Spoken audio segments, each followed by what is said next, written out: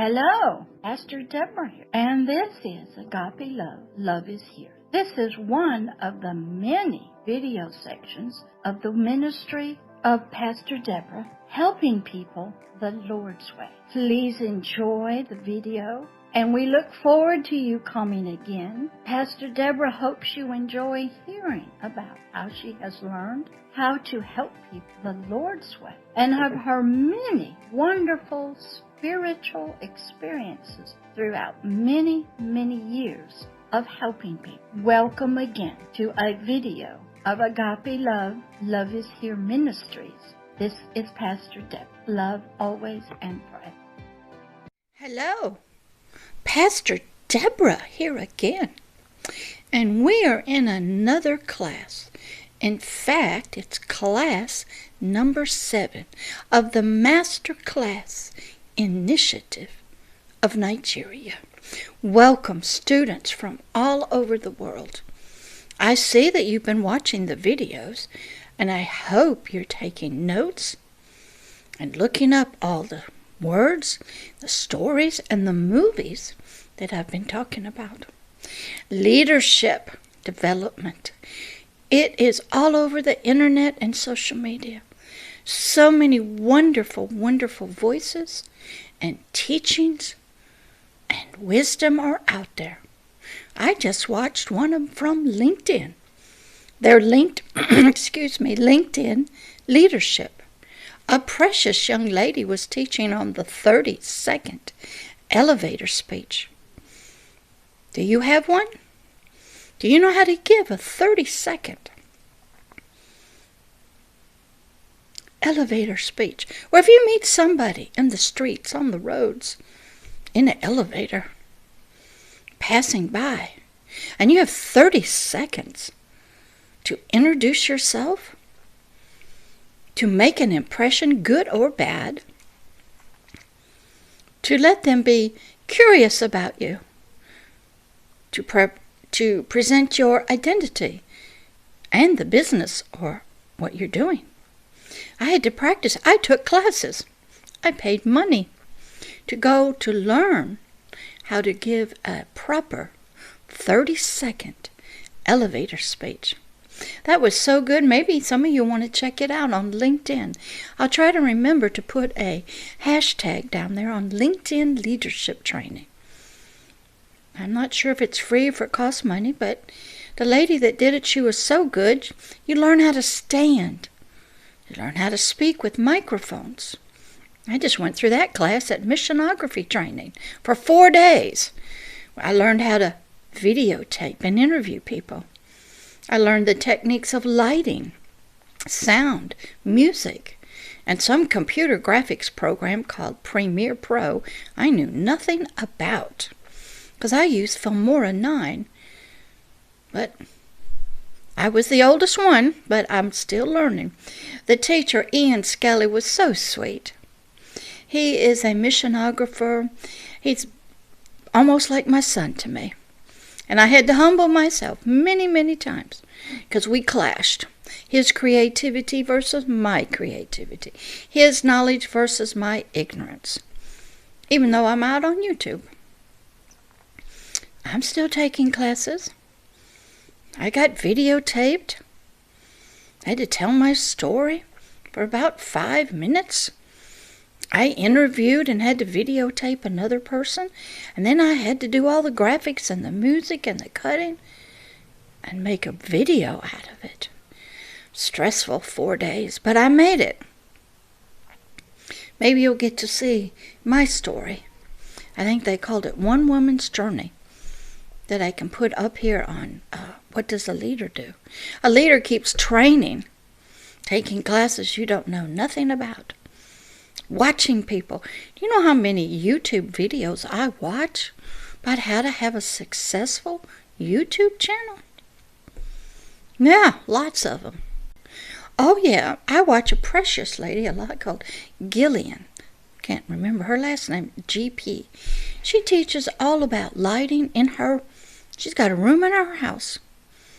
I'm sitting in front of my glass door as always, in my living room. Can you tell in the background? See some teddy bears? Whoops, there he is. They're like my children. Put my flowers up so I'm like in a garden. Got my board. So, I'm learning. I want to learn. That's one of the secrets of a leader, is wanting to learn more and to learn things you don't know and be willing to spend time and money, energy and effort and even put yourself under somebody that's younger than you and learn. Oh, it was hard with me and Ian. Yes, it was. But I humbled myself and I learned. Ian, boy, he has to have a lot of patience because some people in there, they knew how to do all this stuff. They had fancy cameras. They used iPhones and iPads and iTablets. Pastor Deborah doesn't. She just uses her Logotron. So I was a little limited. I couldn't just walk around with a phone and taking pictures and didn't have a handheld video camera. So I was a little limited, but I learned a lot. So what does a leader do? He keeps on learning. He learns things he doesn't know. Put yourself in uncomfortable positions. Changed my whole schedule for 4 days. I went to bed at 7:30, 8 o'clock, up at 6. Studying, meeting people, listening. Boy, did the brain energy I had to use. Oh, I was tired. 68, it's not as easy to learn this stuff, especially from some of them young whippersnappers. But I do. I submit. Part of the time of being a leader is you learn. I don't know what I don't know. I need to learn from other people. Oh, it's easy to sit at home and watch a YouTube about how to do something. But when you have to go in person, in front of a group, and submit personally to someone younger than you, who knows a whole lot more about this and is a professional, it's very difficult. But I did it because I am a leader that's always learning, stretching myself, trying to understand. Now, I am more like being in front of the camera than behind. I don't want to sit in the back and be a television director. Don't have the techie skills, a little bit old for that. I know audio's important, so that's why I got me a little microphone here. And all this cutting and pasting, then putting in music, that was something I'd never done before, but I learned. So I went through Missionography Training Academy that was connected with WHBR TV in Pensacola, Florida, and connected to Globe International to help people go and videotape missionaries or learn how to tell stories. Some of us take pictures, but it's silly, goofy stuff. Can you put a 5-minute story together with a beginning, a middle, and an end? Do you study before you do your webcamming, excuse me. To present this class to you, class number 7 of the MasterClass initiative of Nigeria. I've studied. I've read. I've prayed. I've reread my notes. I made a new board for you. Can you see it back there? Yeah. The other, I got a new one. I tried putting the text on the screen, but I would flow into it. That didn't look good, so I went back to writing on my board in my beautiful picture frames. Because I believe when you're a student, everything should be pleasant to the eye. See my flowers down there? It's a flower arrangement I have in my living room. Got my necklace on, got my long sleeves. If my hair looks a mess, it's because it got washed this morning. Kind of gray, and when it's got a life of its own. So I just wash it and let it dry naturally. So, MasterClass Initiative students, class number 7. What does a leader do? Very good question. So let's begin. I want to begin with something, excuse me, I'm going to reach over here. With some verses out of the Christian Bible. You don't have to be a Christian to listen to them, but you can believe in them. They're words of wisdom that'll help you. So just listen. Proverbs 25:2. It is the glory of God to conceal a thing. Did you know gods will hide things from us? Yes, sir, they do. I guess that's his privilege and right. But it is the honor of kings, Pastor Deborah, and a leader, that be you right there. Consider yourself a king. Because really you are, you just don't know it yet. And I'm going to put up, somewhere up there, that little card that shows you, if you'll go to the King and Kingdom series, and you study some other of the series, you'll learn more about yourself being a king. It is the honor of kings to search out a matter. So, we got two people involved, a God who hides things from us, and us who are going to go and search it out. So that's what you're doing if you're listening. You're searching out a matter that's probably hidden from you. What is a leader? What are the characteristics of a leader? What is leadership development? As I told you, I go and watch many things on LinkedIn, YouTube. People send me posts. I watch the videos.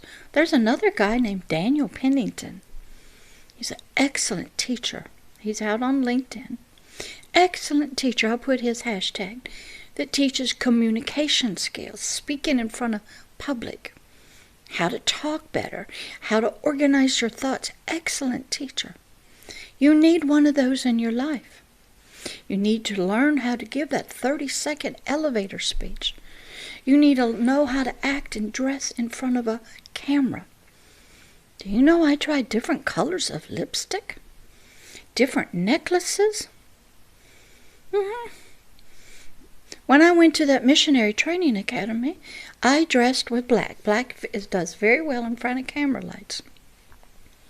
I actually got to sit in while they were filming and recording at one of their shows called Christian Countdown or something. And they had to watch the time, the songs. They had to do many takes. The lights were pointed on them. I sat on camera too. And I had to wear headsets. So it's when you are becoming a leader, you must know all sides. Practice sitting in the audience. There's another great guy out there named Tony Robbins. He's a great communicator. I'm sitting here with, you would think there's no physical person in front of me, but I got to talk to the camera like you are. So I envision you sitting out there. I envision myself on a great stage with thousands and millions and billions of people just sitting, listening and watching. Took practice to learn how to do that. You'll find to become a leader, you must practice a lot. You must practice your communication skills, your speaking, your speed, your eye contact. What do you do with your hands out here? How do you talk? How do you use your hands to explain and to emphasize what you're talking about? Some people are excellent at hand gestures and talking and using their hands. Excellent. Now, I'm not quite good at that yet, but I watch them. Some people haven't overcome the fear yet, but that just takes practice. Learning how to talk into cameras, being comfortable in front of the camera. Always keeping your appearance up. Always making sure that you wear the proper clothes. That's what a leader does. He practices behind the scenes. He edits himself. He has other people look at it. When I make a video, I do a 25-second sort of ministry commercial, and I send it to Ian Skelly at WHPR TV called My Spot. You'll see some of those. They're on Vimeo. But I have them on the website under CTN, Christian Television Network. And I send him the raw footage, and he does his magic. And it comes out wonderful. And it's down to the nanoseconds because television is different. So leaders have to learn to talk with microphones, without microphones. They have to learn how to wave correctly, how to sit. Remember I told you, we are all like at one time Anne Hathaway, Mia, who did not know she was a princess until her grandmother came over and they told her that her father was a king. She was a mess. In the movie, The Princess Diaries, her grandmother, excuse me, sinuses, had to take her, train her, fix her hair, her dress, her walk, her talk, how to sit and wave from a car, how to sit at a table and eat. Because when you're trying to become a leader, you may not even know you are. You may think just because you graduate from college you're a leader. There's a lot more to leading than just having a degree. So these classes are to explore with you, help you to ponder and think at a deeper level. And a lot of things are hidden from you, but you must go search them out. Okay, let's go to another one. Deuteronomy 29:29. The Quran might have something in this. And the Jewish people, they know this one very well.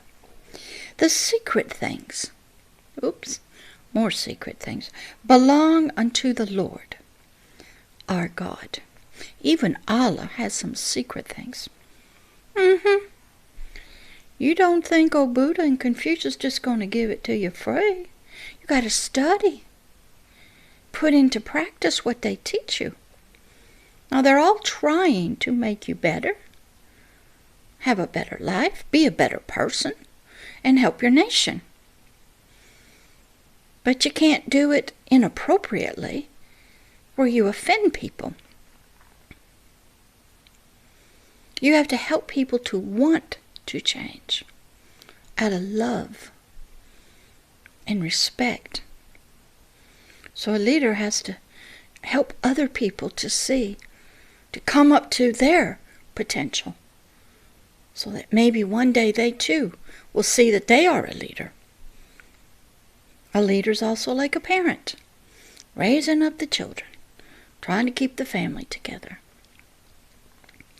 But those things which are revealed belong unto us. All the stuff that Confucius and Buddhism, all these gods and goddesses and Allah, they've revealed tons of stuff to us. And their books and their sayings, they belong to us. They're here for us to learn about, study, use, and apply. That's right. You have to apply it. Not just do it because you have to do it. And to our children forever. Why, Pastor Deborah? So that we may do them, obey them, reflect what we've learned, shine out what we have discovered and learned, all the image and the likeness of the words. Just doing the words. We can tell somebody, sit down, and they'll physically sit down. But on the inside, they ain't sitting down. They ain't obeying you. They don't see, any reason to sit down. They don't respect you. No, they're sitting down on the outside. But they mad on the inside.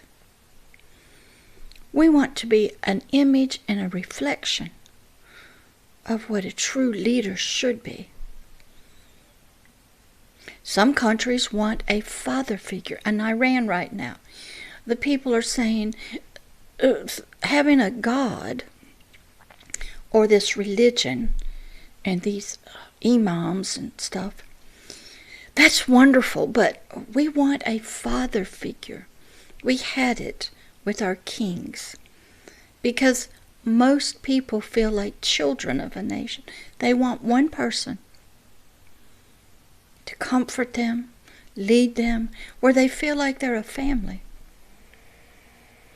And through religion, boy, we've got that all fragmented out. We got pastors and imams and monks and all kinds of different people saying different things. And then we got elected presidents and prime ministers, and they don't seem to be under the same kind of God that we want to serve. It is a mess. It is a mess out there. I hope you've seen that too.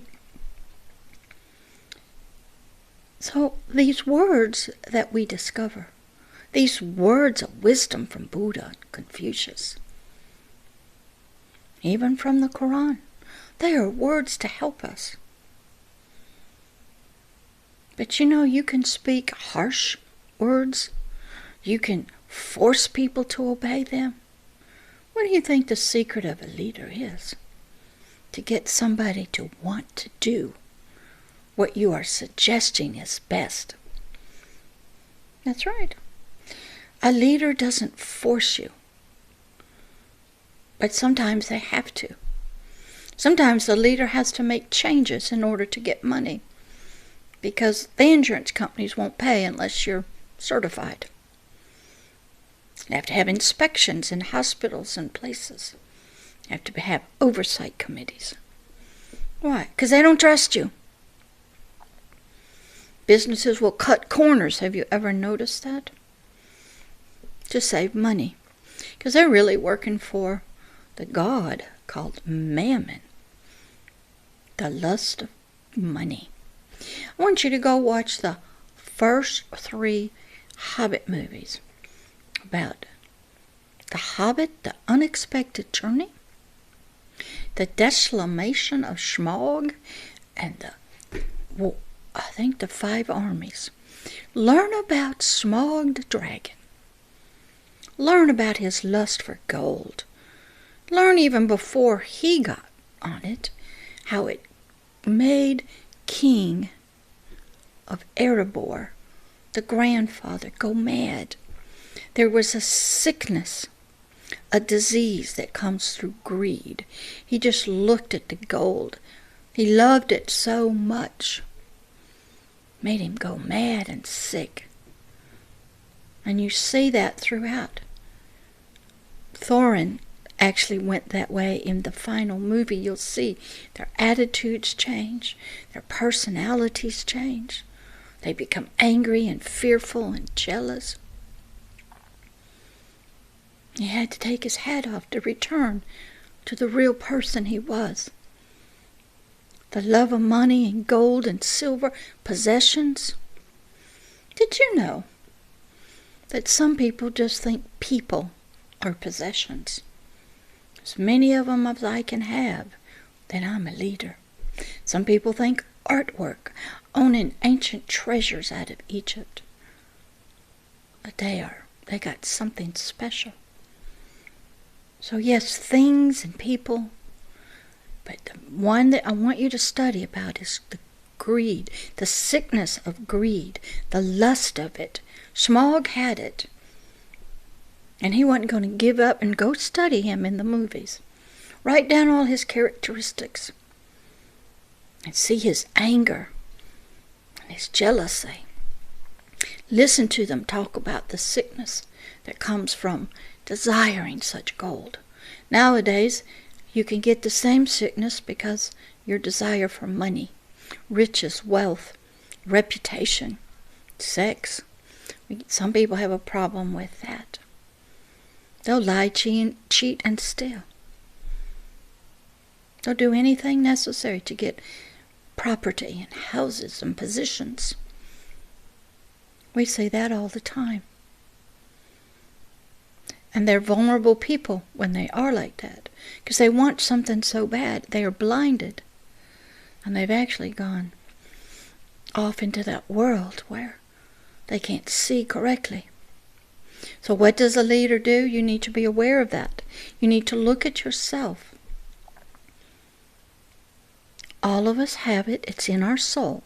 It's called the lust of the eyes, the lust of the flesh, and the pride of life. So let's begin now with class number 7.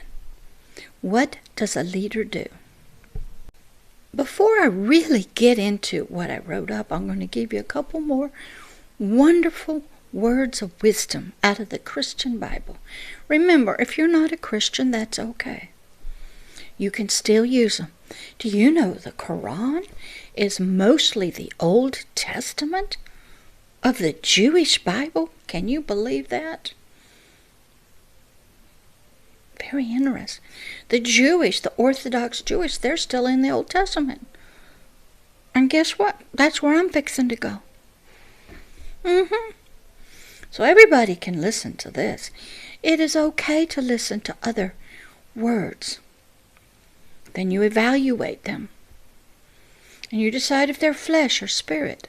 Then you decide what kind of spirit and God is behind them. Because there are a lot of gods. Do you know what comes up on my computer when I turned it on? It's a beautiful tower that's right on a lake or a stream. And it is a temple dedicated to the goddess of that river or that lake.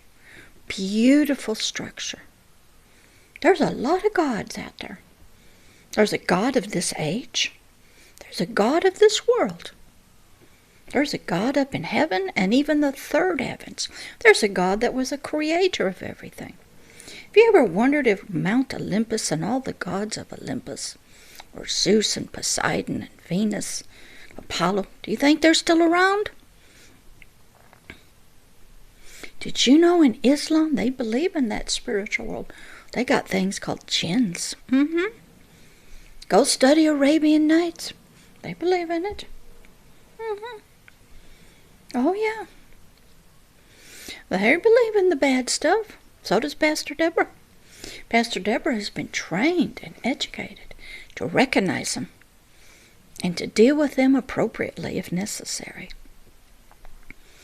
There's a lot of gods out there. A lot of people. That's right. All of religion can help us if we study it. You know, I just studied Gilgamesh cuneiform.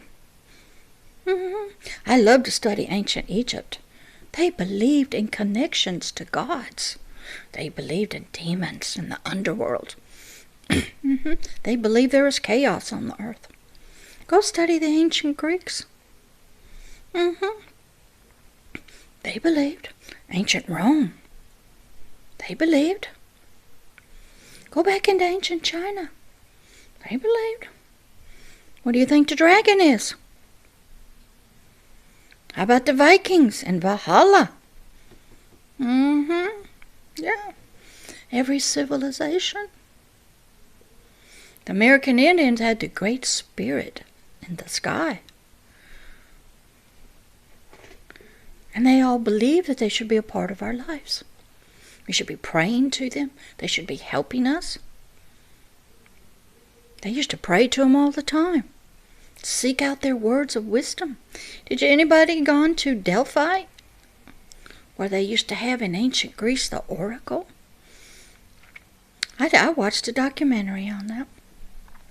It was on a fault line, they said, and some gases would come up, and they would put a lady in there who was sort of non-political, and I guess she breathed the fumes, and she'd go into a trance, and people would come and ask her questions through the priests, and they paid money, so it was money-making thing. And they wanted to know what was going to happen, sort of like fortune-telling. Now, tarot card readings, prophets, prophecy. They wanted to know what they were to do, what was to happen. Now, she never was very specific. And but that was a part of life. Everybody went to the oracle at Delphi. I even visited it. It's way up on a hill. Got to walk a long way. Gods and goddesses have been a part of humanity. They picked leaders, took them down, depending on if you were righteous or unrighteous. I just watched another movie called The Immortals. Excellent. It deals a lot with the Titans and Athens and Greece, and about legacy, and about a nation being a children, and power and greed and That's great to watch. The interaction, the closeness of man and God's in picking leaders, and the role of God's in our lives. You want to learn and study the importance of having a God in your life as a leader. Go watch Homer's Odyssey. I think his name is Precipitous. It's a movie on YouTube about 3 hours long about how Helen of Troy was sort of stolen away from her Greek husband, and they all went to go get her back, and they fought over at Troy for 10 years. And then this guy, who was a king of his little island or city-state, came up with this idea to build the Trojan horse, take their boats.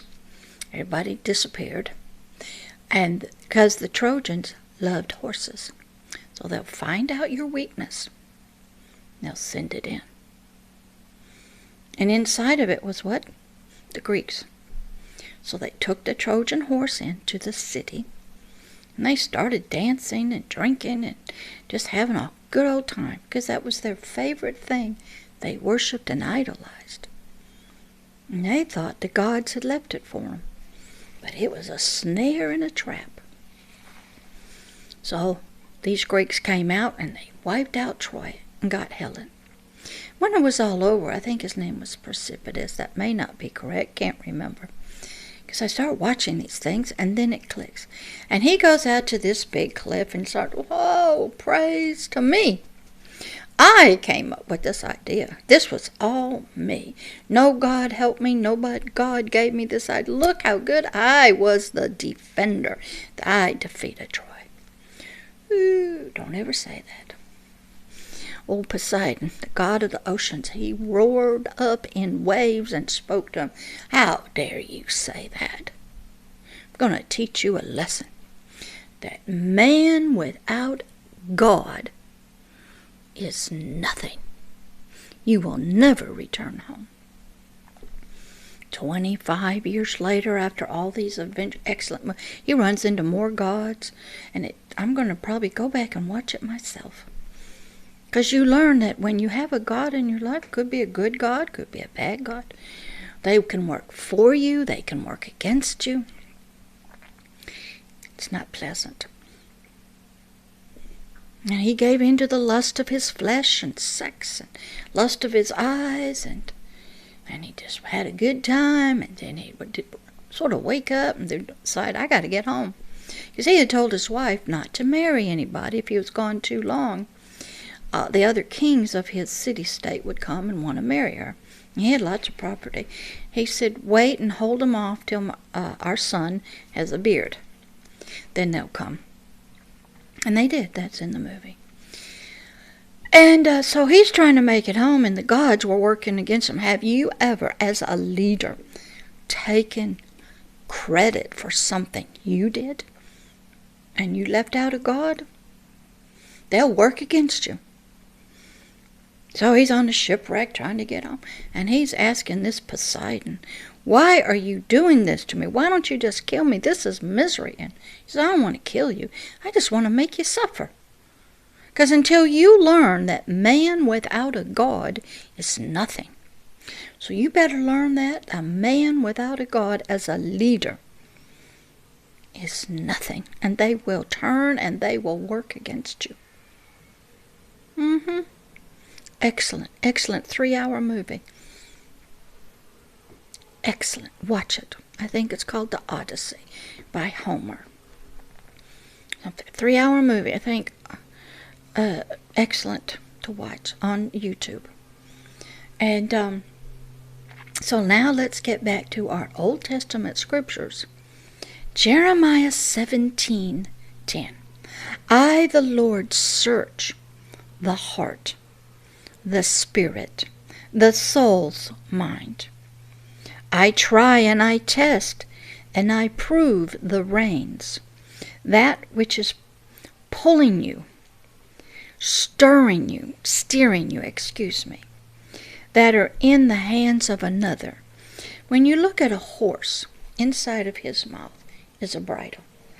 It goes on its tongue. And through pain, when the rider pulls on one side, turns the head this way, and to alleviate the pain, the horse turns his head that way. And then the rider kicks him in the ribs, so the horse goes that way. If the rider pulls on the other side, to alleviate the pain, the horse turns his head and goes that way. So what God is doing, He is saying, there are some reins in your life that are connected to your heart, your spirit, to your soul, and the soul's mind. Now those reins go to something or somebody. He's going to check and see who's sitting behind you, pulling the reins of the horse. You. Who's tugging on them? Who's up there behind you? Who's turning you? He's going to try those reins. So He can look at you as one, the horse, and what sometimes God will have to do to us is through pain. That's how we learned them in the Odyssey. You're going to do some things. You do that with your children. They learn through pain to get you to do something. So even a leader, he has to have his heart, his mind, his concepts, his ideas. They have got to be tried and tested and proven. God has to look at your ideas, your desires, your hopes, your dreams, your concepts, your ideas, your culture, your religion. And He's going to try those, because that is what are your reins. If your religion says do this, then you're pulled that way. If your culture as a man says you're to do this, that culture rein pulls you that way. So He's going to try and prove and test everything in your life that is pulling you and directing you. That's what He does. So He's going to look and see which one of those things is pulling you through pain, maybe fear of isolation. Is it the lust of your eyes that is your rein? The lust of your flesh? Anger, jealousy, ignorance? He's going to try those. He considers those concepts, ideas, reins. Even to every man. He's going to do that if you're a leader. Because He wants to give you some things. But first He's going to try you and test you. He's going to see why you want to do what you want to do. Why do you want to lead the people, the nations, the family? Why do you even want to become a father? Maybe you just want to have sex and you want to have an orgasm, but you don't really want to marry the person. You just want pleasure. You don't want the responsibility. So that's a concept you have. And He's going to try it, test it. And He's got to prove it in order for Him to lift you up, put you in the place where He thinks you will be best. Because He says, I'm going to try these reins that turn you, lead you, and guide you. Even to every man, according to the fruit, the endings, the fulfillment of your doings. All right, so let's say we have the horse. It has a bridle in. That's like you. You have concepts, ideas, thoughts, feelings, beliefs, culture. Okay, you have your own ideas of what a leader is to do. When I get there, I'm going to do this. Now He's going to take those reins, those thoughts, those feelings, those attitudes, even if there's wounds in there, and you're just doing this to get back at people. He's going to see if you keep going in that direction right over there, and that's turning you, What will be the fruit? Will you get where you want to get to? Will you get where this leader, this God wants you to get to? He won't know. He can look. Like if you stay on a road and you're trying to get to another city, he can look, you're on the wrong road. You keep going off this way, not that way. But if you keep staying on this road, you will get to that city.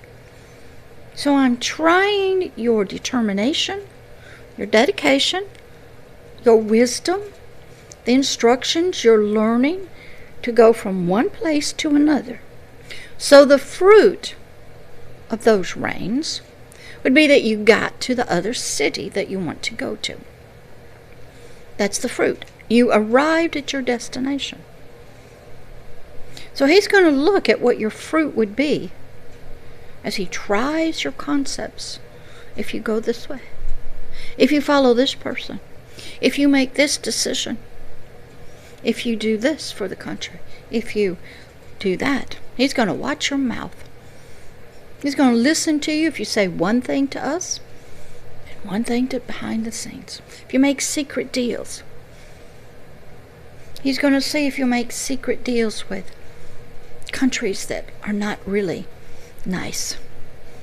And it's also that you will get reelected. But it might help the community. But the deal you made is they'll give you what you want, and they'll get what they want. Controlling your nation.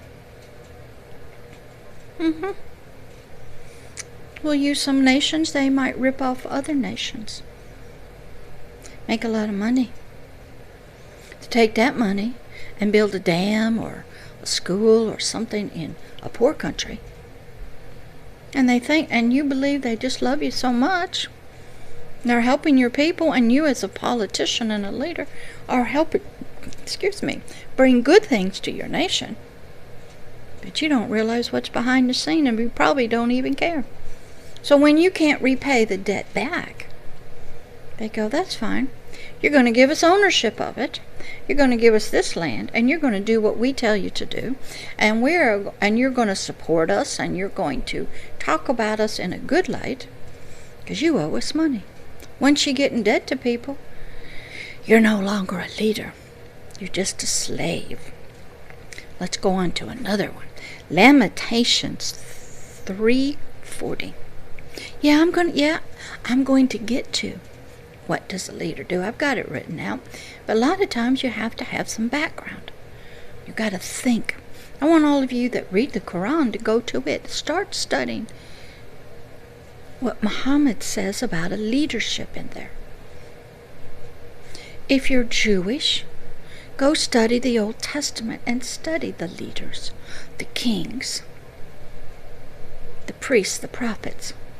If you're Christian, go read and study Jesus Christ. Study the Old Testament.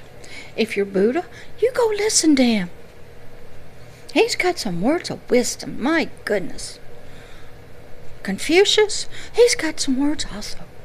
Go study. What do all of these people say about leaders, leadership, training, requirements? And then what are you supposed to do? Make notes. Study your nation's ancient history. All of the leaders, read their biographies. Watch the movies. Go back and watch movies.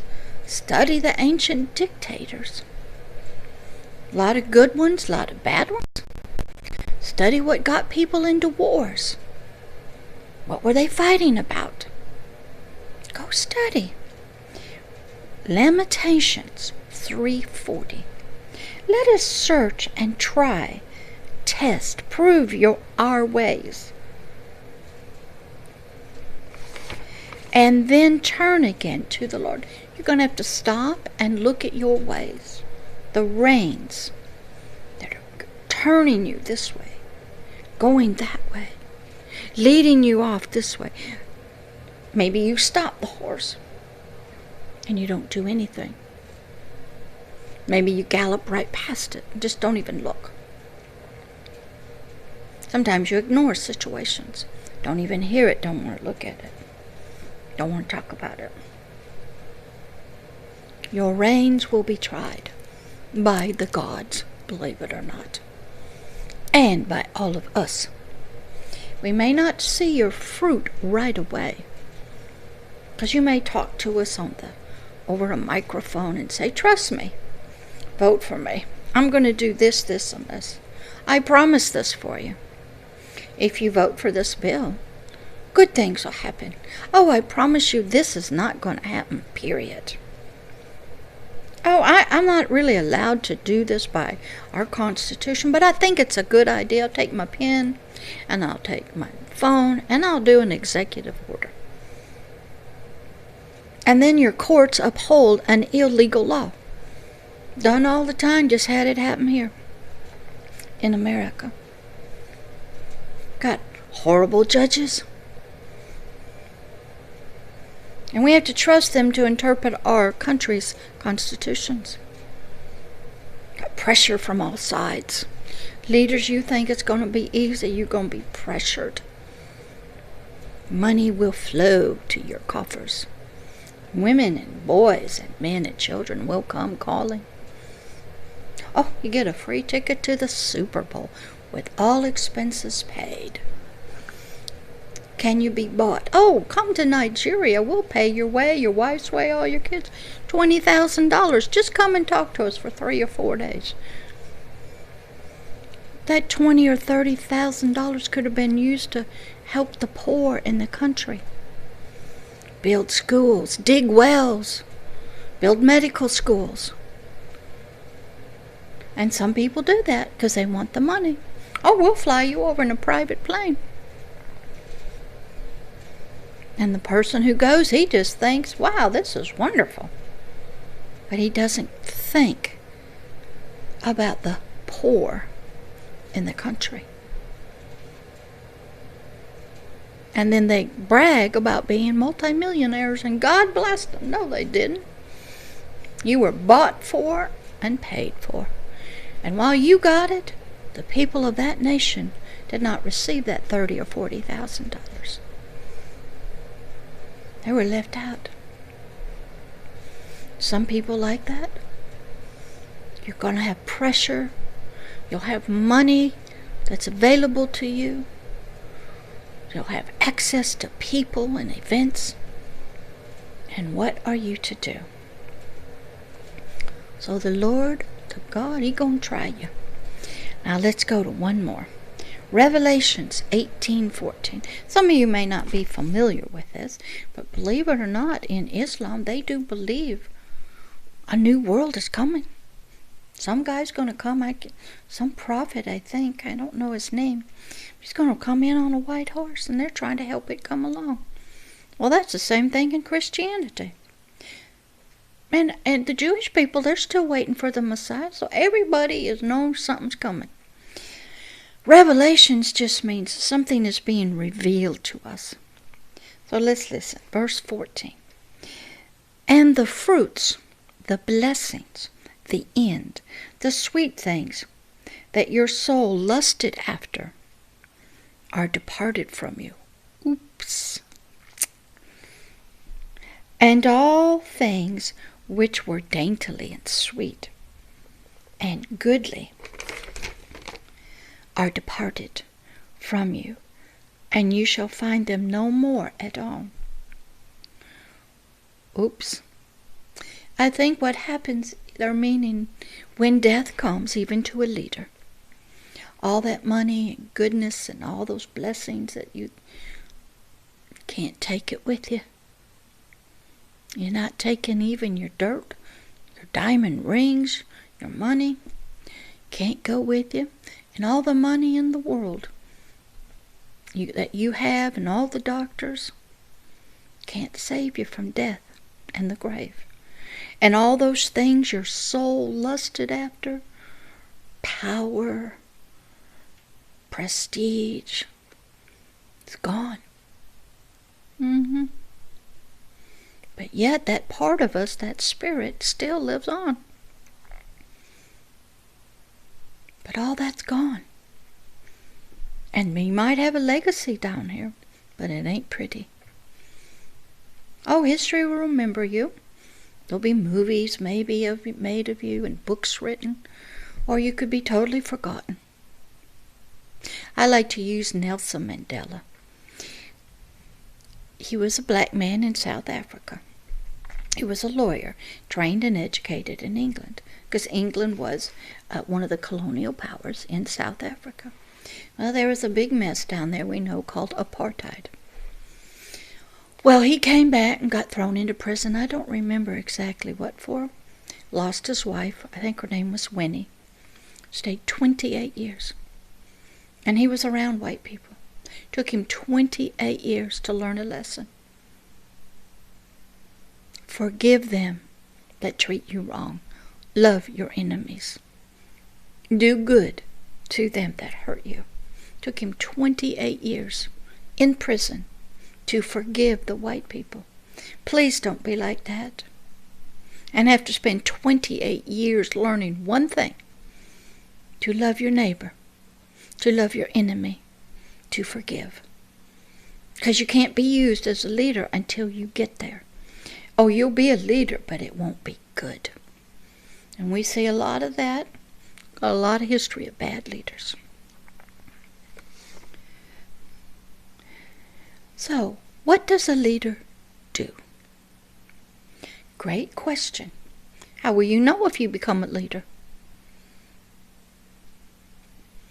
Is there any job description for a leader?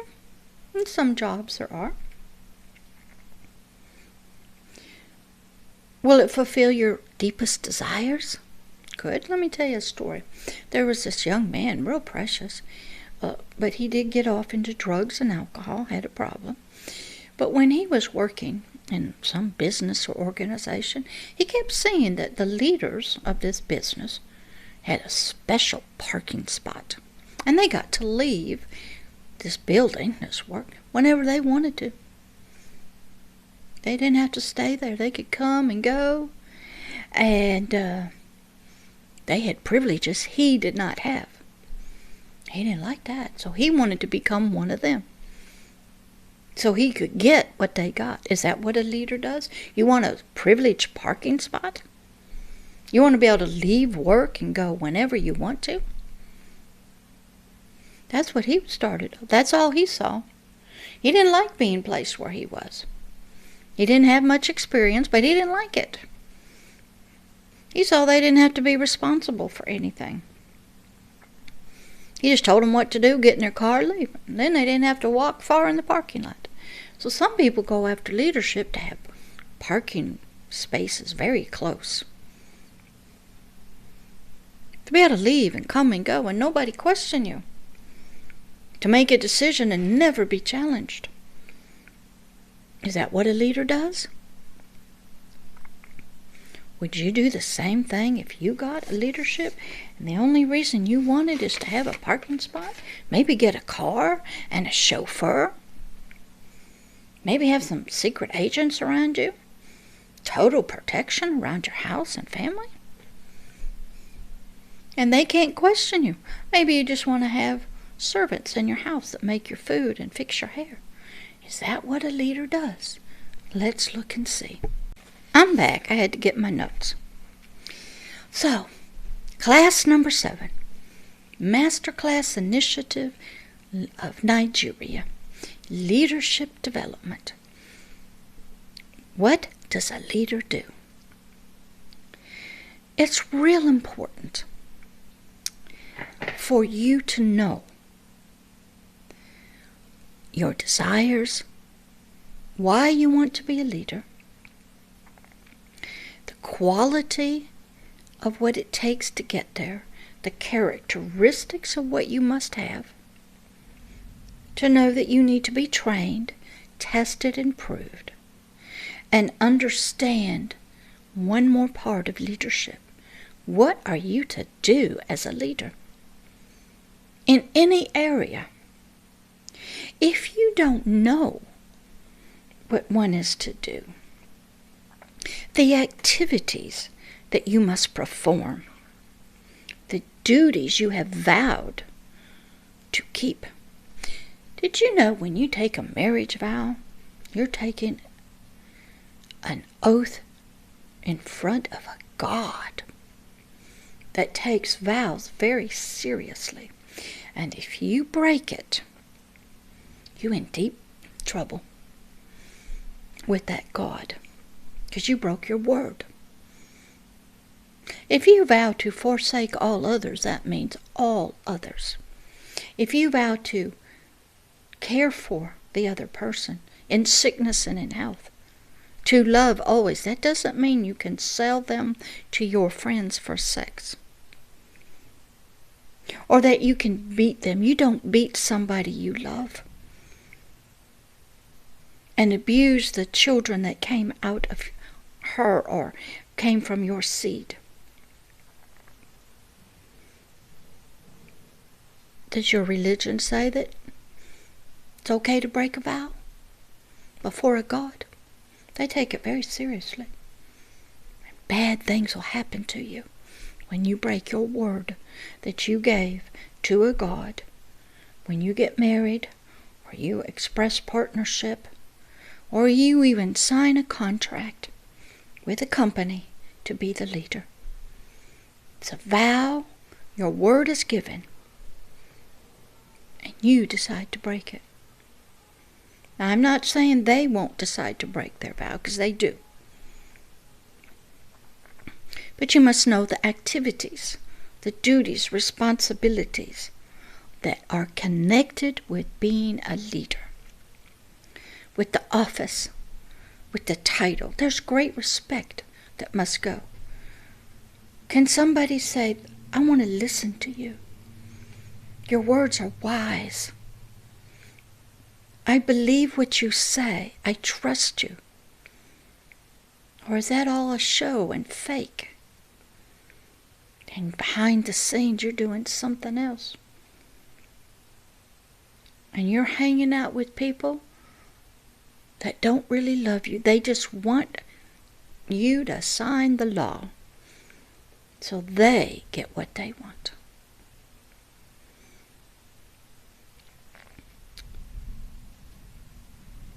What is the position that a leader holds in a family, a neighborhood, a church, a synagogue, in the temple, in the mosque?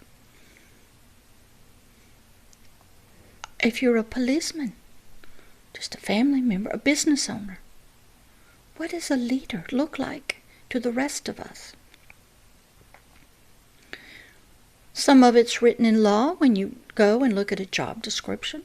All the jobs I had said when you become a leader, there were many duties that were not assigned. Now let me show you the difference, what a leader is. I'll use the military. In the military, we had the enlisted, those who did not graduate from college, very smart, talented people, mechanics, very learned. But in the military, you were an enlisted person if you did not have a college degree. You were an officer if you had a college degree. And then there were different levels, as we know, in the military. The rules were, the enlisted, the young ones, they worked, we'll say, 8 to 5, blue collar. If you had a master chief in there, he was a manager. He had to manage all of those young enlisted people. And he had to also be very close to the officer who may not know diddly squat. In the Navy, a lot of your officers graduated, didn't know anything about the ship. It was the master chief's position as a leader of the young enlisted people to help the officer, to cover him, protect him, help him learn his way. They were a team, the master chief and the officer. As the officer grew in knowledge, but the master chief and the officer, they both worked many hours beyond the end of the day. The master chief had studied, taken tests, worked his way through time in schools to get where he was. The officer had gone to college, but he still had a lot to learn. Okay? The officer had to also attend a lot of cocktail parties, a lot of things at the officers' club, know how to marry the right kind of woman. She had to also know how to go to the parties, stand in receiving lines, shake hands with the admirals. Most of them did not work. Totally different. But they were both working together as a team to move that ship, that aircraft carrier. Just think about the guy at the top, the captain. He's responsible for 5,000 people. He's a manager of people. He has officers under him. He must know the ship. Okay, a lot of stuff. So what happens is, when you become a leader, there are written job descriptions. Sometimes it's just time in service. Sometimes they see your potential, the people that are over you that maybe hired you to get there. I just saw an excellent video from Gillian. She was talking about that she tried to believe that she could be something, but she had to switch it around and believe in her potential. You have to believe that you have potential to learn, to grow, and develop. Now, you might need a lot of schooling, education, videos, practice, and have a mentor in your life. But believing in potential, and if you don't know how to do something, let's say communicate, then contact Daniel Pennington. He'll teach you. You must get in contact with people. You must learn that I have the desire, but I don't know how to do it. I don't know what all will be required of me. Because the job descriptions usually are pretty sparse. And when you move up, my son just did this. He's up in the Pittsburgh, Allegheny Sheriff's Department. And he was what you would call a blue collar. He has a master's of business administration. But he was considered a union worker, guaranteed salary, and he had a job description. Well, his boss left and he was offered the management position, but he became fearful because they could fire you at any minute. Or they couldn't do that with the blue collar. You got a union backing you up. So we had to work through his feelings of fear of being now what we would call in management and leadership. He could handle it.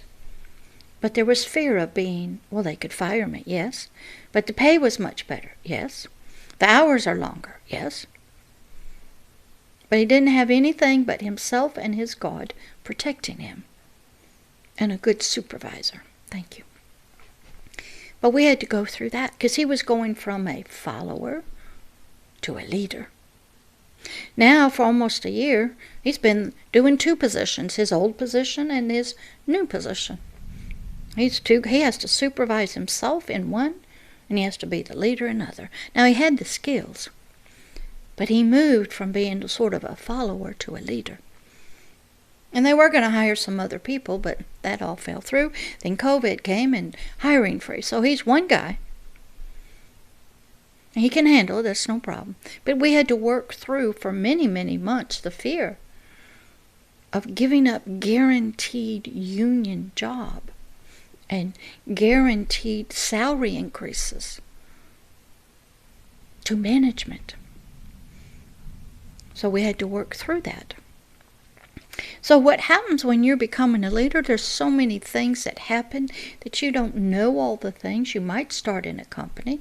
You might start working in the family business. And you're just doing whatever they tell you to do. And then, oops, they pass away. And it's all on your shoulders now. You've never been in that position. The stress is tremendous. It's different when you learn how to be a leader. One of the great movies to watch that'll help you is called Working Girl. Melanie Griffin, and I think what's his name that played in Star Wars, Harrison Ford. I think that's it. She was just a secretary, a pool in the secretary system, and she wanted to move up to management, leadership. So she cut out all these, she used to read all these true stories. She cut out newspaper articles. She started developing on her own ideas. but she could never get anywhere. So she ran into this man who was the leader in an elevator. And Harrison Ford was very helpful. He said, go do your thing. And so in the elevator, she presented her idea. There's your elevator speech. But before that, she actually had to learn to go to cocktail parties, fix her hair. She struggled because her boyfriend was back in the neighborhood. When she was trying to improve herself, he was having an affair with somebody else. That didn't help. So she had to go alone. But she was willing to put on different clothes, go out places she had never been. She was a very beautiful girl and had to go and look the part of a leader. Great movie to watch, Working Girl. You got to learn your elevator speech because sometimes that's what it takes. Better have some knowledge to back you up. And you better be a thinker and have the desires. It's an excellent movie to watch how you move.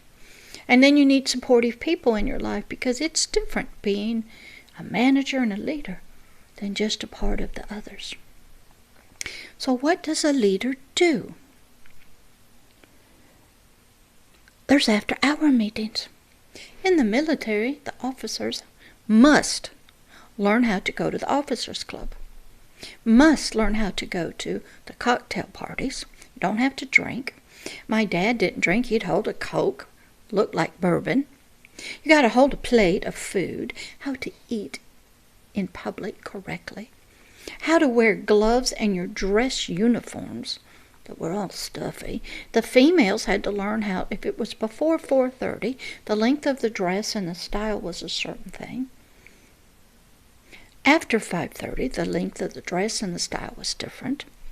You needed to learn how to dance, two people holding hands, doing waltzes, gracefully dancing on the dance floor.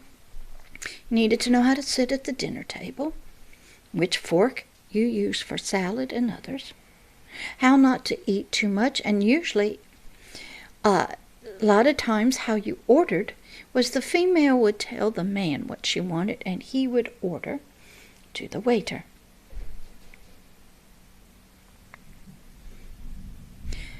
Go watch Pretty Woman.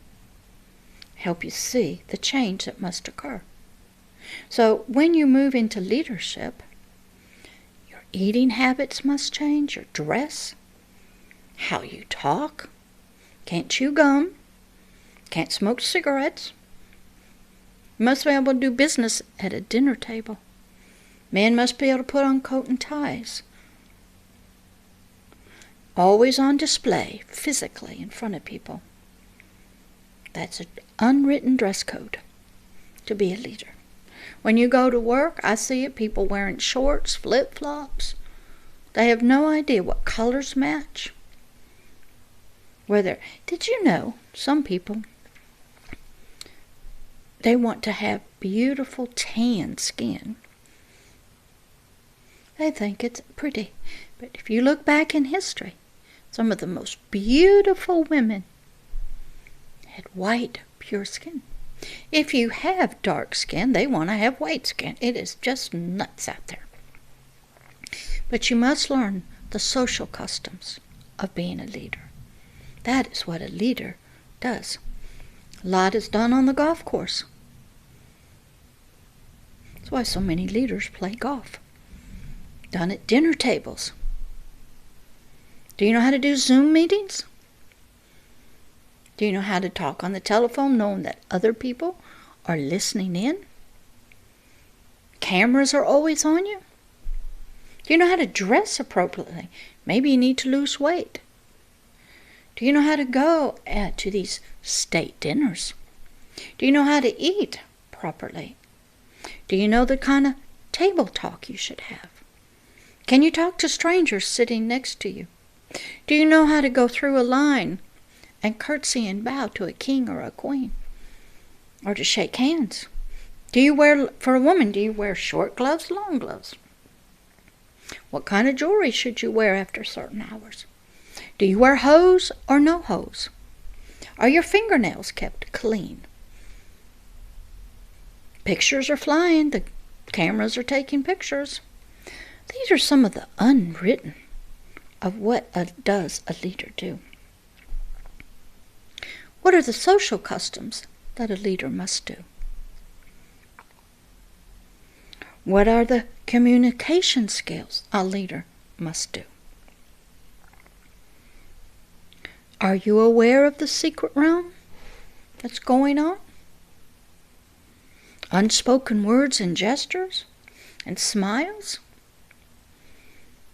How do you use words to give orders to others? Is that what a leader does? And to know that all the time you're on display, you're being recorded. Every cell phone, every text, every Twitter. They're taking pictures of you. They're trying to dig into your life. You got anything that you don't want coming out? What does a leader do? There's no books for this stuff. And if you don't know, then guess what? You're in trouble. What does a leader do? He must be effective. What does that mean? I guess different things to different people. Some people would say, just don't do anything and you'll be effective. Don't rock the boat. Don't drain the swamp. Just keep doing what the government system has always done. Is that what a leader does?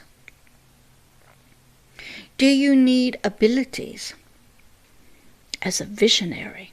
Do you need to be a visionary yourself? Or whatever it is, do you just go along like if you become a mother? Do you just do what your grandmother did? Let me tell you a wonderful story. This is so funny. There was a man, he got married, and it comes to a time to cook a ham. Maybe a special family time or something. And I know some of you people don't eat ham, or you could use anything else you want to. And the lady cut off part of the ham to put it in a pan. And the husband said, "What are you doing? You're wasting all of that meat." She said, "Well, that's what my mother did. And that's the only way I know how to cook." So this young husband went to this his wife's mother and said, "Did you do that?" "Yeah, I did." "Well, why?" "Because my mother did it." So he went to the grandmother. "Why did you do that?" "Well, the pan was too small for the piece of meat that I had." So from that, a child learned from their mother, cut off the piece of that. There was no explanation to why. Then that mother passed it on to her daughter, and this man, from 3 generations, is learning. You could have leadership skills and knowledge, what has been passed on to you, and abilities from your grandparents, and how you would run a system. So maybe your family or your ancestors taught you wrong. Maybe their form of leadership was different, warring, dictator. Nobody was to question you. Don't know. But what would your responsibilities be? If you're elected, are you there to serve the system or the people who elected you? Well, what about here, like here in America? Half the country doesn't vote for you. Well, how do you serve them? They don't want you there. Now what does a leader do? When half of the country doesn't want you, don't like you, didn't vote for you, how do you help them? That is hard for a leader to do. So then a leader must have other helpers like judges, Congress, Senate, local governors of states. Keep people in order. Everybody waits for the next election to kick you out and get somebody else. Are you there? What does a leader do? Are they a change agent? We have that right now here in America. Drain the swamp. And the swamp don't like it. Could you be a non-politician and step into the political world? Ooh, major battle. But if you're a politician, then what system are you serving? What political party? Very interesting questions. What does a leader do? And if you are a change agent, we've had several presidents here say, we're going to fundamentally change this nation. Is that what you are going to do in your nation when you become a business owner? Are you going to fundamentally change business, like maybe not report your taxes, rip off your people, pay them extra? What? Are you a change agent? Are you a transformative leader? Or how do you transform something and make it better, that you believe is better? Well, do you have any followers that are going to help you? Very interesting. Learning the duties of what a leader does and its responsibilities is vital and important.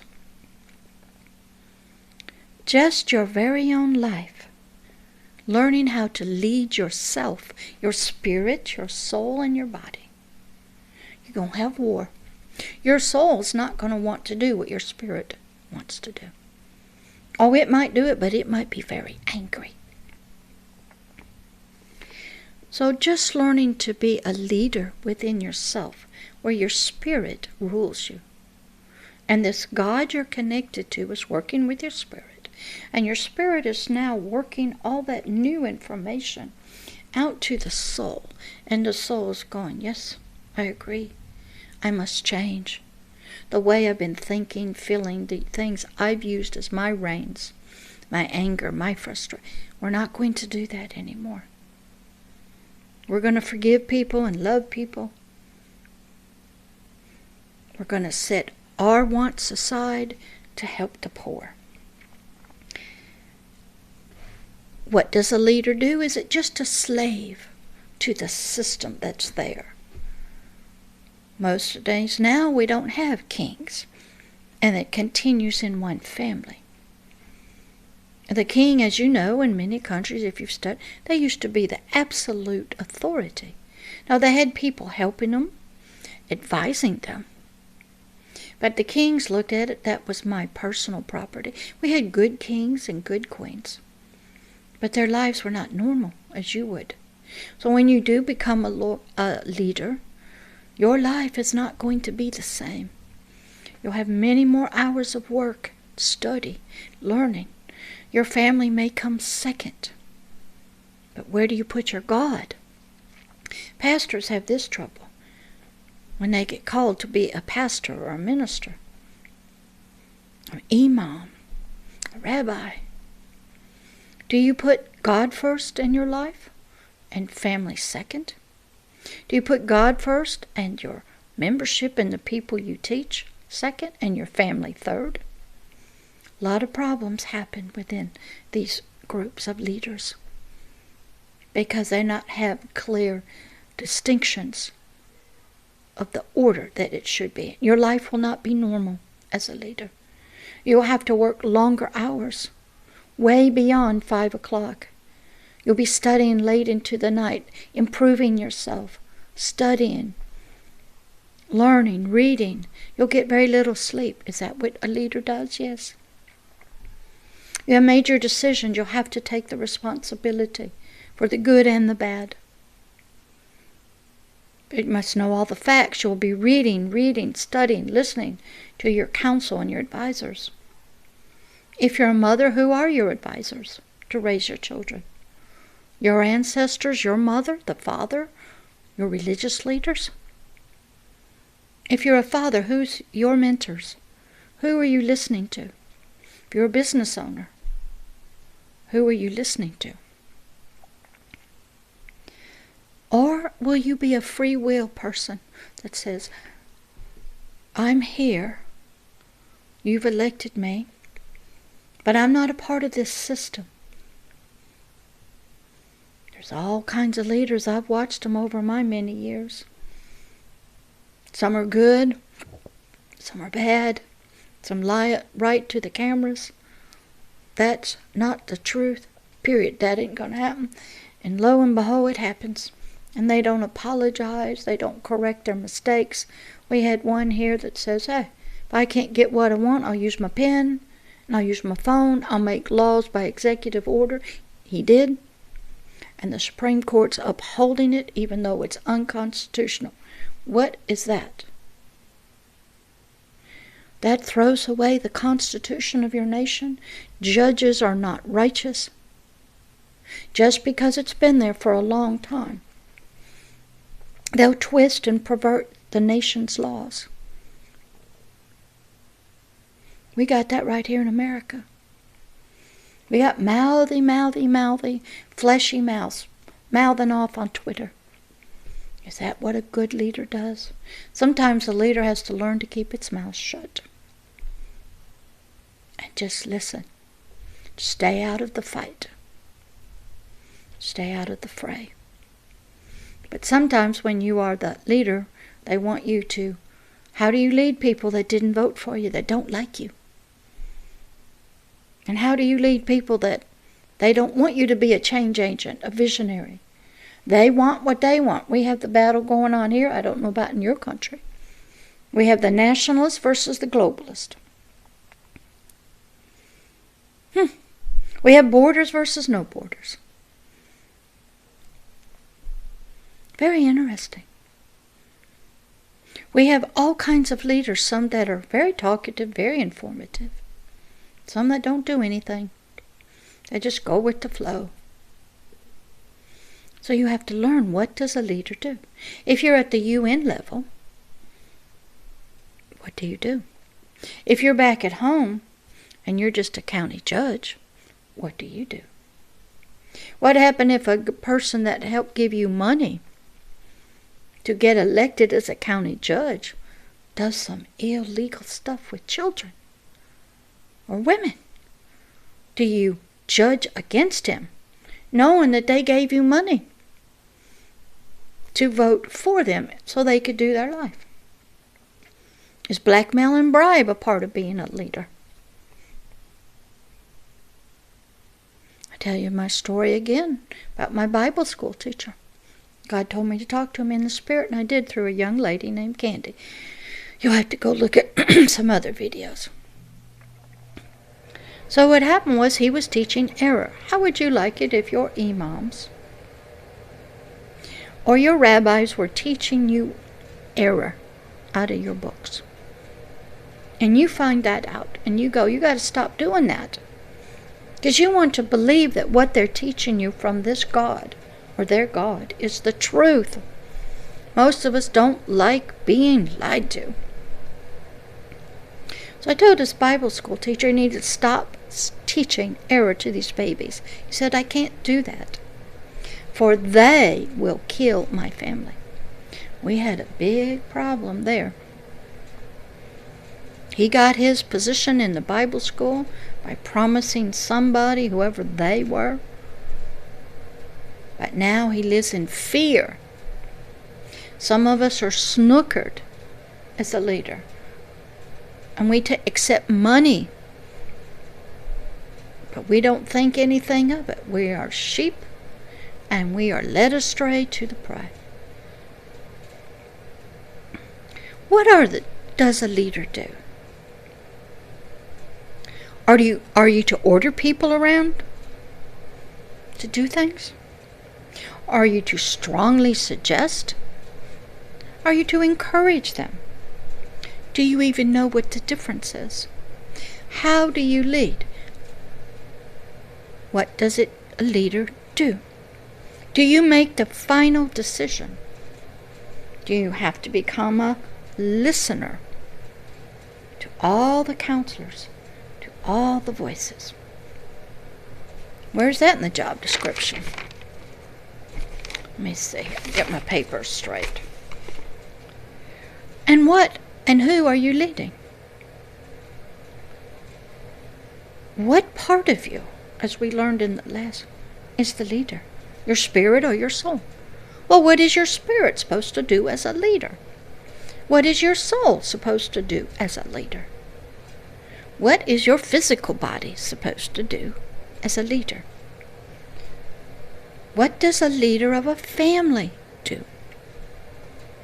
What does a leader of your children do? What does a leader of a business do? Of your neighborhood do? Of a city? A group of people? A religious group? A teacher? Of your nation? What does a leader do of international culture and organizations? So what does a leader do? Well, lead. Well, what does that mean? Does that mean somebody has to be following you to lead? Or are you just walking on a road by yourself? Does that even mean you know where you're going? Where you're taking other people? What end are you expecting to happen? If we go this direction, follow those reins over there, what's going to be the fruit of your leadership? That everybody can see that it's good. Or is it rotten fruit? Or do you turn us so slowly that we don't even notice we're off the beaten path? Can you tell us where we're going? We had that one president, he said, I'm going to fundamentally change America. He didn't tell us from what to where, but he started making changes. Some of it was secret. Some of it was to right wrongs. Some of it was to go along with the global system that was in operation. Some of it, when you are trying to be a leader, you have people support you financially. They give you free stuff. Or they promise that when you're no longer a leader, we'll give you jobs. You'll make millions and millions and millions and millions. Oh, your daughters or your sons, they'll have a free college education. A lot of promises are made. And what do you have to do? Just lead the nation over that way. Slowly. And some of these presidents, or maybe in your country, if they do it too fast, everybody rejects it. There's an old saying, if you try to put an animal into hot boiling water quickly, they will fight against it. But if you put it in cold water and you slowly turn up the heat, they won't even know they're getting cooked. Some leaders are smart. They slowly turn the nation, the family. Others do it drastically. So, what does a leader do? Is it slow, fast? What roads are you going to take us on through your decisions? Can you tell us what your end result would be if we go this way with you? Do you have followers that you can trust? Or they fight against you? Right over here in America, we got people that come in, as you know, and they're not politicians, and the swamp is there. Leftovers from the other organization and the other president. They fight against you. Could that go on if you're a leader? What happens if you get married and this is your second marriage? Maybe there's some spiritual stuff from the other person still there. Can you make a hard decision and accept the responsibilities of it? Good or bad? Can you talk to the nation? You know, those fireside chats. Can you sit and talk to them? Can you cry in front of them? Can you embrace them when the things come? Can you deal with disasters? Floods and tsunamis? Are you a builder? Can you build hospitals? Dig for wells? Can you clean up the garbage? Can you say that is not acceptable? Or do you just accept, well, that's the class they're in and and you just take the money for you? Can you motivate others to want to be better?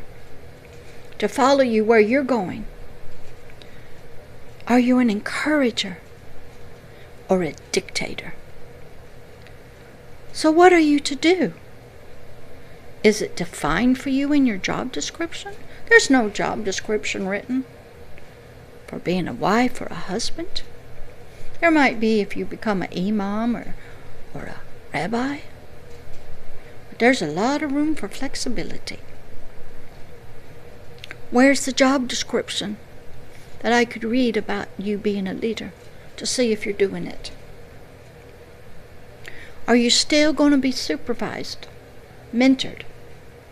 By who? Who could I contact and check on to see how you're doing? Are you under a God that's helping you? Who is speaking into your life? Who is leading you? So I wanted to bring this up to you. This is a long one, I know. I hadn't videotaped in over a week. But what does a leader do? Many things. You have to learn. Some of it's unwritten, so you need to be with people who've been leaders. Maybe they're retired now, and they can teach you things. You need to be under mentors and public speaking coaches, LinkedIn trainers. Learn your elevator speech. Learn about dress code, hairdos, jewelry, lipstick, how to go to parties and receptions, how to conduct business meetings, Zoom meetings, how to listen, how to get along with everybody, how to make, you're not going to make friends, and you're not going to be I don't want you to be bribed. You'll be tested on that. We'll give you some money. You say, no, thank you. Donate it to a worthy cause. Because you're in a powerful position when you're a leader. And you can sway people, nations, and businesses, and neighborhoods and cities. You can even move the law by your judgment. Oh yeah, we have unrighteous judges right here. You can allow your emotions and your political party or your religion to cloud your judgment for the nation. So what does a leader do? They lead. But you have to learn so much. Now you might get elected, and then some terms you can only do so long, and then you're done. You have to learn how to work with others. Here in America, you got senators, congressmen that pass federal law. And then there's governors. And then there's city council members. You have to know the system. Because if not, you become a dictator. Even the ancient kings of old, they had counselors who were to carry out the law. But it had to be good law for everybody. Back in Elizabeth I's case in England, there was war between the Catholics and the priests. The Catholics and the Protestants. She had to put an end to that so her people could be at peace. You also had to be a warrior. You had to pray. You had a lot of people around you all the time. You're never alone. Study Elizabeth I. She wanted to be a woman, have normal woman relationships and be loved, but all the men wanted something. They wanted ships or positions. So she had to set that womanly love apart. Your family will pull on you. Well, why don't you spend more time with us? Your children will need you. I just read a wonderful article about when you're a young prince and you have a family. Enjoy it, because when you become king, that duty will take you away. When you become a leader, let's say a father, you must support your family. You must go to work. You'll miss out on all the nurturing and stuff because you must pay the bills. If you become a judge, you're working. Your family comes second. So what does a leader do? A lot. Written and unwritten.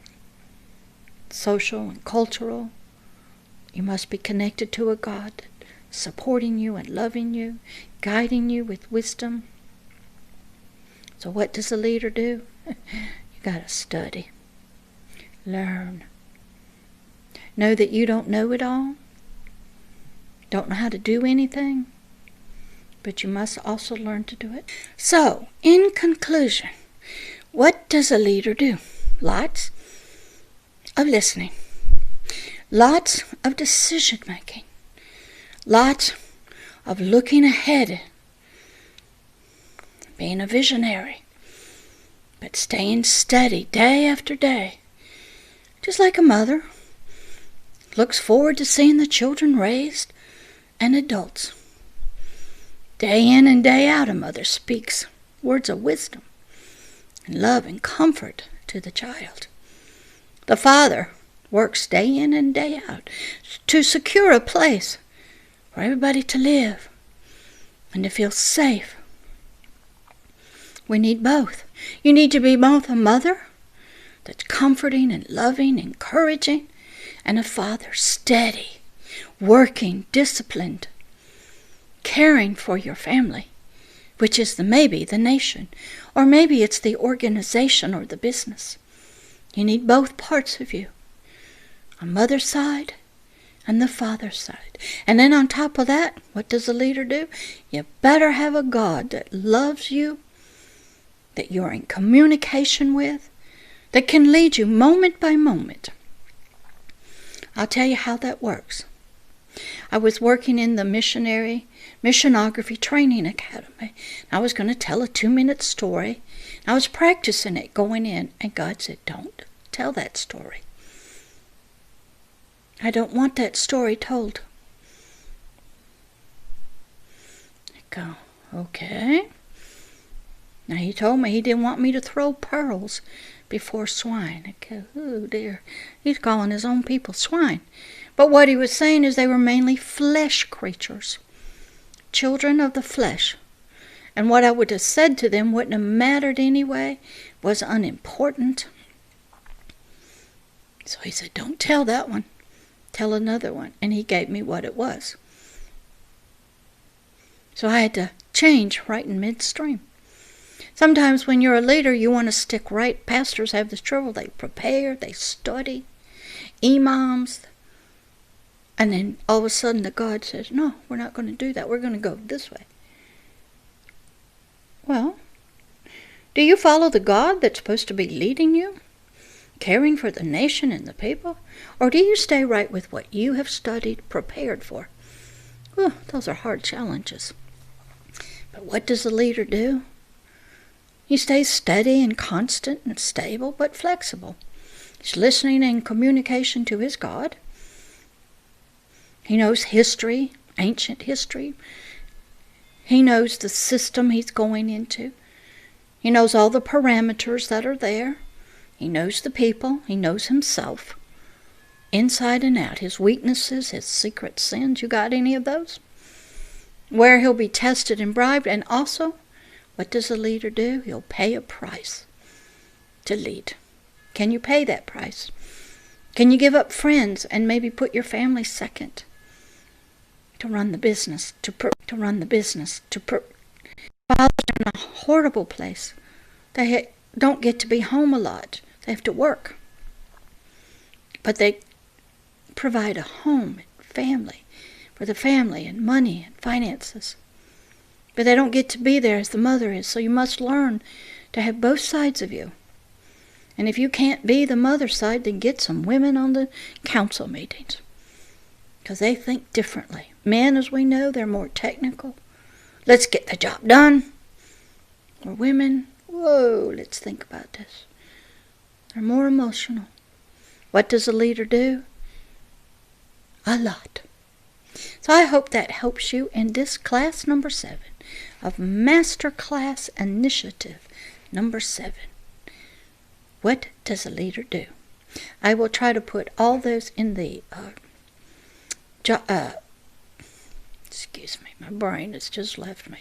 In the description, all those links to those people I mentioned, so that you can look them up. They are wonderful teachers.